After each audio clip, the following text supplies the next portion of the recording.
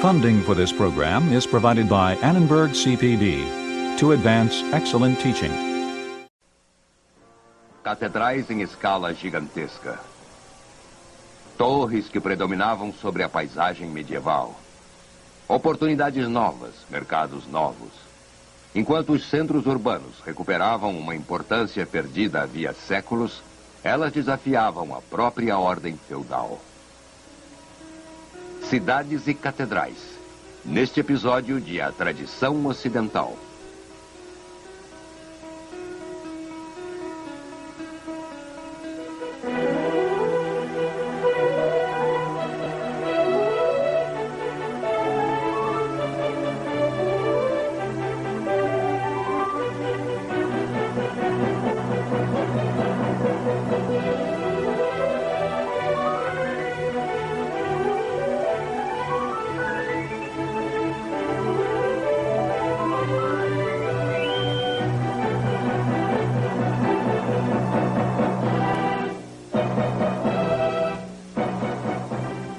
E agora o professor da Universidade da Califórnia, Eugene Weber, em sua jornada através da história da civilização ocidental.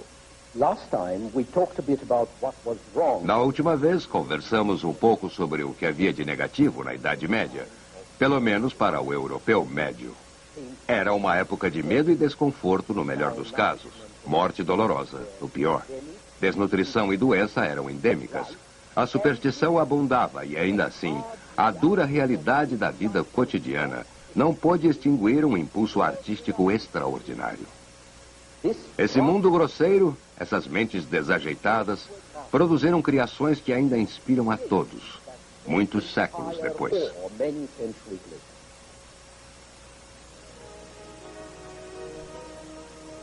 Quando se fala em arte medieval, pensa-se em catedrais, porque a cultura da Idade Média girava em torno desse edifício religioso, que era a expressão das aspirações mais materiais, bem como dos impulsos mais espirituais. Num período de 3 séculos, de 1050 a 1350, a França sozinha extraiu vários milhões de pedras para construir 80 catedrais, 500 grandes igrejas, dezenas de milhares de paróquias.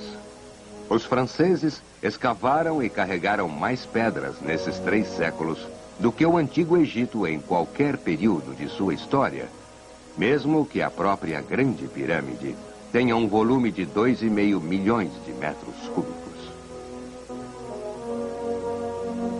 As fundações das grandes catedrais chegam até 22 ou 24 metros de profundidade, que é o nível médio de uma estação de metrô.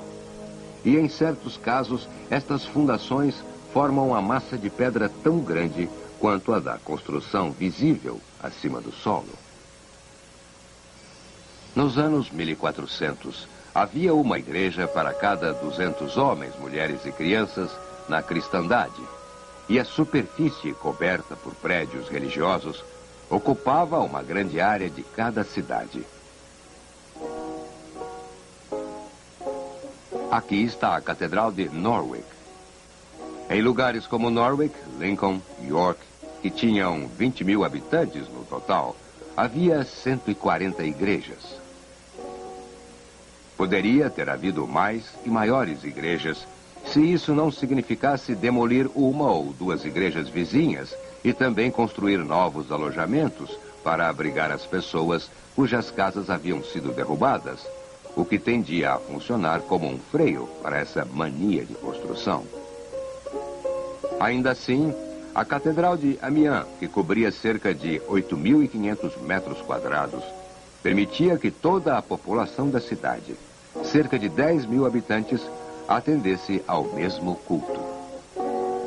Para uma comparação com a nossa própria escala, você tem que imaginar um prédio moderno de cidade e no seu centro, um estádio que pudesse acomodar 1 milhão de pessoas. A mesma escala gigantesca aparece na altura das paredes, nas torres e pináculos. Esta é a Catedral de Beauvoir, na França.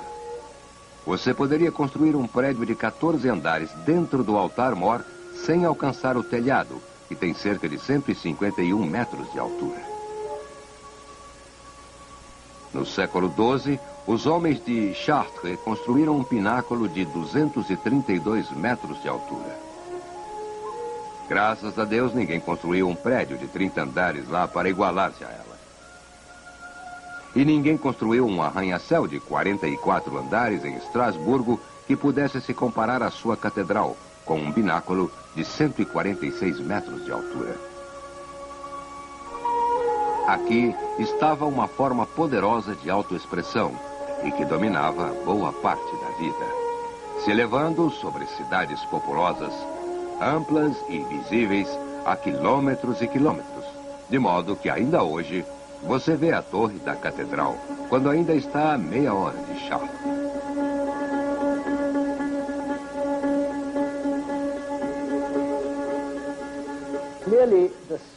Fica bem claro que o espírito que planejou e construiu esses empreendimentos extraordinários não era totalmente primitivo.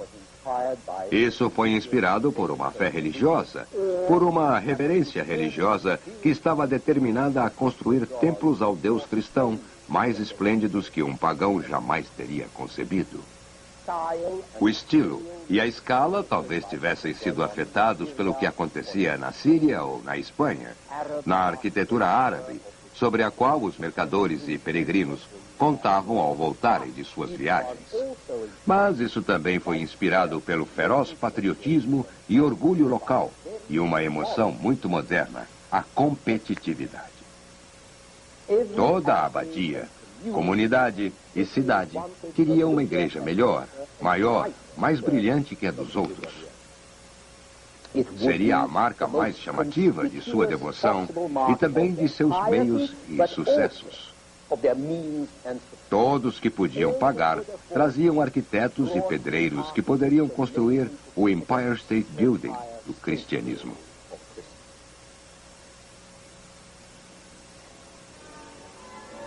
Cada vez mais, essas torres e muros se dirigiam mais para o céu, para a glória de Deus e para a inveja dos vizinhos das cidades ao lado.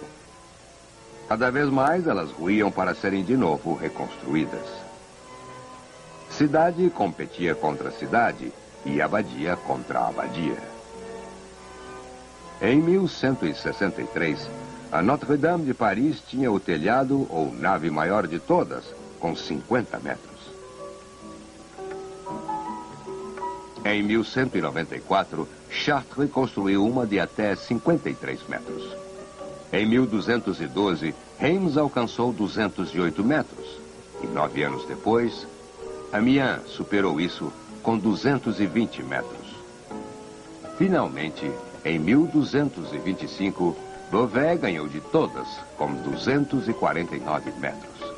Mas a obra toda desmoronou meio século depois. Por sorte, a essa altura, o arquiteto já havia morrido.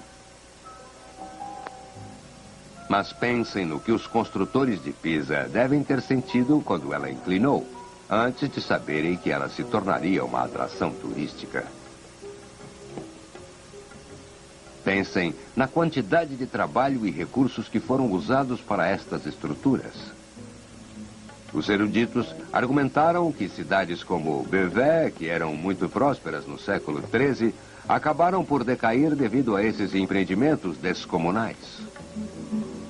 Enquanto que as ricas cidades italianas construíam catedrais muito mais modestas, se comparadas às do norte, e investiam sua riqueza mais lucrativamente. Assim, esse é outro lado do caráter medieval, as loucas corridas de empreendimento e rivalidade que nos lembra a América do século XIX, quando a confiança, a motivação e o desejo de se exibir era demonstrado derrubando coisas e construindo outras. Ao mesmo tempo, essas criações iriam servir como linguagem, como uma forma de expressão para os mais altos tipos de sensibilidade religiosa, de orgulho cívico, de criatividade pessoal, numa era em que o homem ocidental ainda tinha limitações de expressão verbal. Pode-se ver tudo isso na extraordinária elevação e no movimento dos arcos e colunas.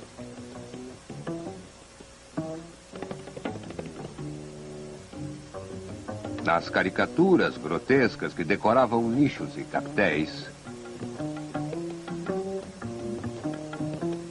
nas esculturas impressionantes e murais que ilustravam histórias conhecidas da Bíblia, como esta fuga para o Egito, ou esta tentação de Eva, e na mistura do sagrado e do profano que você acha na propaganda ingênua em vitrais, sob o patrocínio das sociedades comerciais locais.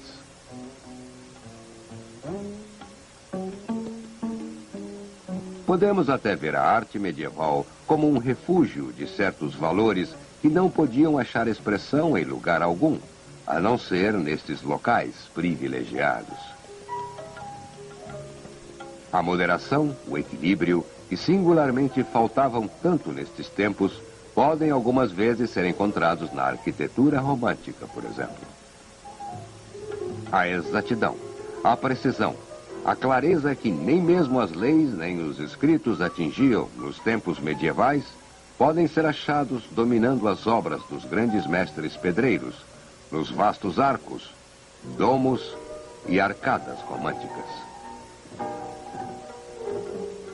A elevação, a pureza e a graça que faltavam tão constantemente na vida comum daquela época vulgar e brutal, são expressadas nos pináculos e torres elevadas das grandes catedrais góticas dos séculos XII e XIII, quando o arco gótico conseguiu resolver problemas extraordinários de tensão e equilíbrio.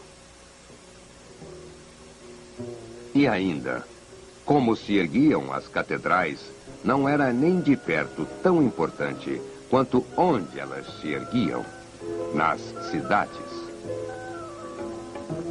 O renascimento da vida citadina foi a grande contribuição da Idade Média para a nossa civilização.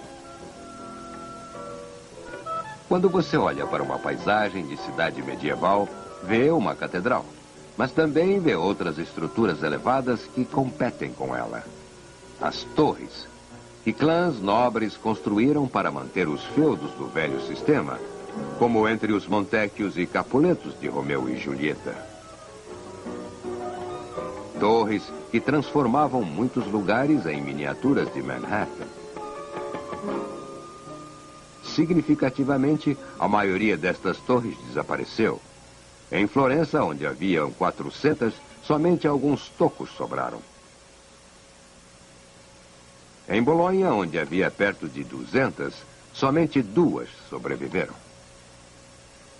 Os turistas ainda vão a São Geminiano, uma pequena cidade de 4.000 habitantes nos morros perto de Siena, para ver as torres sobre ela.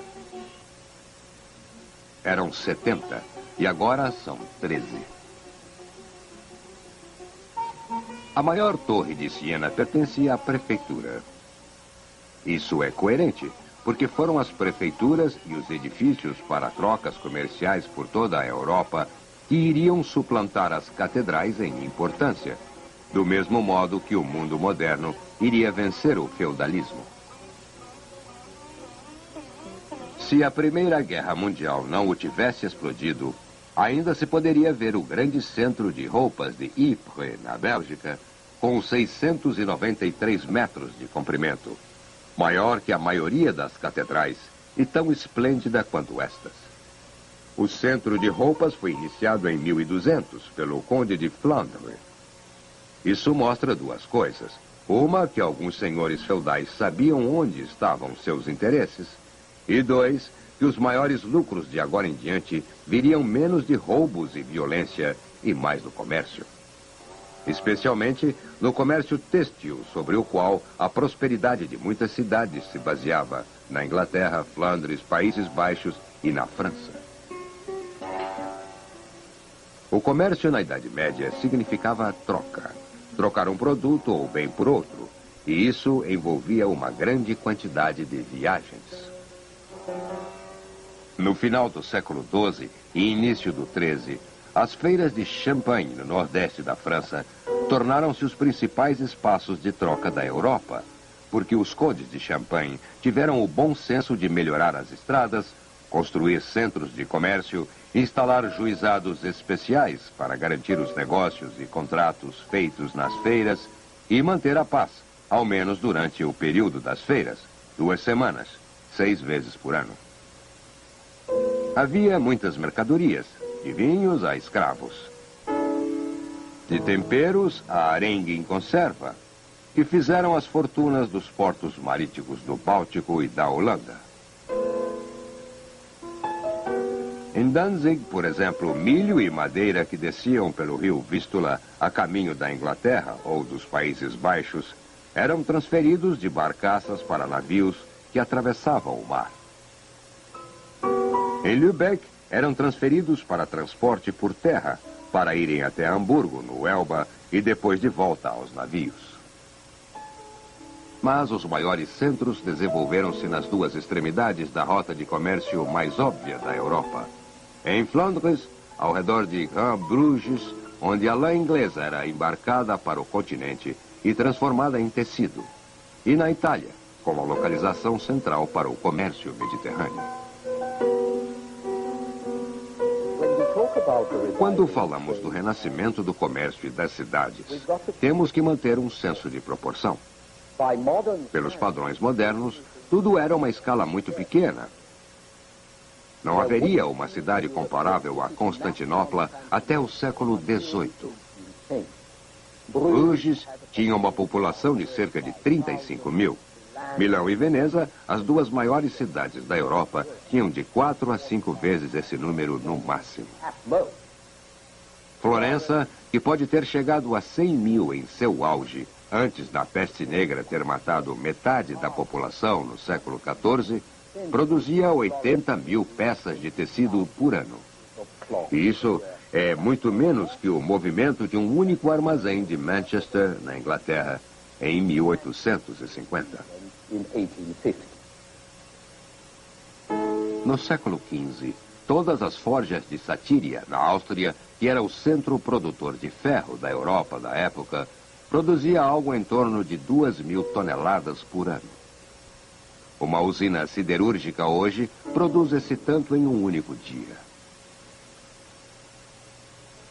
Os grandes bancos florentinos, com filiais por toda a Europa, tinham uma equipe de 50 a 100 pessoas.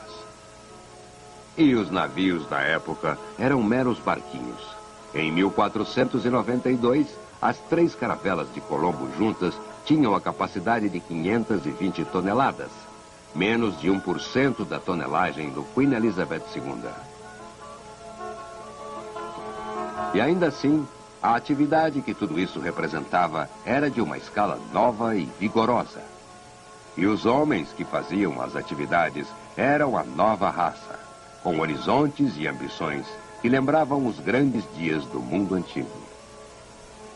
Seus objetivos foram muito ampliados pelas cruzadas, que abriram novas oportunidades e novos mercados, e que forneciam o lucro que reverteu o fluxo de caixa do mundo, que ia do oeste para o leste, mas que agora deu a volta em direção à Europa. As cruzadas também ensinaram à nobreza um gosto mais sofisticado e novas possibilidades de consumo, outro estímulo para a expansão e comércio. Os mercadores em suas cidades também se beneficiavam da luta entre o Papa e o Imperador, o que possibilitou que a maioria das cidades escapassem do controle dos dois. Mas em sua maioria, no entanto, os mercadores não eram muito interessados em política feudal. Eles preferiam a paz em vez da guerra e a ordem em vez da desordem, porque a paz e a ordem são boas para os negócios. Eles estavam interessados, como um deles disse numa carta, em Deus e no lucro. Embora eu não possa deixar de suspeitar de que o lucro vinha antes. Mas havia também a emoção da aventura, do empreendimento e da competição, que os empurrava para frente. Pensem no mercador genovês do século XIII, como Benedetto Zaccaria. Ele tinha oficinas de tintura em Gênova, minas de alumínio na Ásia Menor, plantações na ilha grega de Chios. Ele controlava portos e estações de comércio na Crimeia, Síria e no sudeste da Espanha. Comercializava especiarias e talheres, o que significava facas, uma vez que o garfo só apareceu no fim da Idade Média e só para os muito sofisticados. Zaccaria também comercializava tecidos, peles, sal, grãos e potassa. Foram homens como Zaccaria que desenvolveram novos métodos de negócio, técnicas para levantar capital e movimentá-lo, letras de câmbio que eram ordens escritas, afirmando que uma soma específica deveria ser paga por uma pessoa em particular e que poderiam ser trocadas por um terceiro, quarto ou quinto grupo. E havia locais chamados de câmbios, em que os bens poderiam ser comprados e vendidos no papel sem serem vistos. E contabilidade em livros para manter o controle dos negócios e novas associações chamadas de companhias, em que você podia comprar ações para dividir os riscos e seguro para dividir ainda mais os riscos. Havia sempre o risco, é claro, e frequentemente ele era pessoal, bem como financeiro, especialmente para os pequenos comerciantes que viajavam sozinhos de um local estrangeiro para outro. Lembre-se de que o estrangeiro, na Idade Média, podia ser qualquer lugar a poucos quilômetros de casa. Aqui está o conselho que o mercador norueguês do século XIII deu ao seu filho. O homem que quer ser comerciante tem que enfrentar muitos perigos, algumas vezes no mar, algumas vezes em terras pagãs, mas quase sempre entre pessoas estranhas. E deve ser seu propósito constante de agir discretamente, onde quer que ele esteja. Se for a um lugar onde o rei ou algum outro chefe tem autoridade sobre seus funcionários, tente conseguir sua amizade. Se eles exigirem taxas obrigatórias em nome do regente, pague-as imediatamente, pois prendendo-se a pequenas coisas, perde-se a maior. Também ponha um bom preço em suas mercadorias, não alto demais, mas bem próximo daquilo que acha que pode ser obtido. Daí, não poderão dizer que foi muito impetuoso. Então, enquanto esses mercadores estavam ajudando a mudar a estrutura econômica da Europa, eles também começavam a mudar a estrutura social. A palavra companhia, por exemplo, que vem da antiga prática de partir o pão em conjunto, tinha uma conotação aristocrática. Alexandre o Grande tinha companhias. Carlos Magno também. Quando a palavra foi adaptada para fins comerciais, ela sugeria a aspiração dos novos homens à nobreza e alguns viviam como príncipes, exercendo grande poder. Como Jacques Coeur, que foi o financista e conselheiro do rei francês em meados de 1400 e cujo palácio em Bruges continua sendo um monumento da arte gótica. Essas foram as pessoas que inventaram o sistema bancário moderno e recebeu esse nome por causa de banques, os bancos ou bancas que os mercadores e os trocadores de dinheiro usavam no mercado. Como Zaccaria ou Jacques Coeur, os primeiros banqueiros comercializavam todo o tipo de luxo ou necessidade, baseados no princípio geral de que a diversidade de investimentos diminui o risco. Logo, eles progrediram o suficiente para ajudar a financiar as cruzadas, para emprestar dinheiro aos reis e se arruinarem quando os reis deixassem de pagar seus empréstimos, assumir as finanças do papado e, finalmente, para deixarem de financiar papas e reis, passaram a produzi-los. A família Médici de Florença produziu 4 papas e 2 rainhas francesas só no século XVI. Mas famílias e indivíduos cresceram em todas as sociedades e em todas as épocas no mundo todo. Mais importante eram as noções que envolviam investir em algo além da salvação e da vida após a morte. De empreendimentos fora do assalto e da violência. Na importância de ser alfabetizado e da precisão. Bem simplesmente, o que hoje tendemos a depreciar como valores burgueses, trabalho duro, frugalidade, honestidade, responsabilidade, tudo que pode ser maçante, mas que foi uma grande evolução sobre a anarquia sangrenta que ocorria antes. No próximo episódio, veremos como essas mudanças econômicas e políticas começaram a transformar a Europa no fim da Idade Média. Please join us then.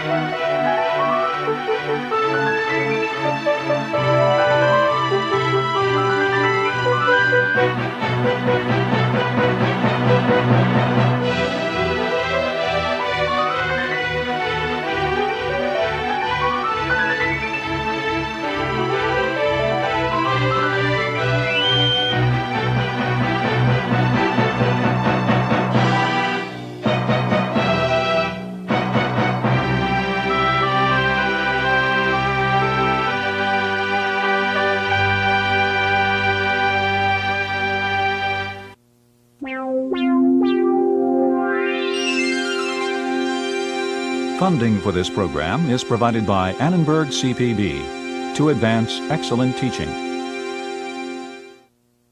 For information about this and other Annenberg CPB programs, call 1-800-LEARNER and visit us at www.learner.org.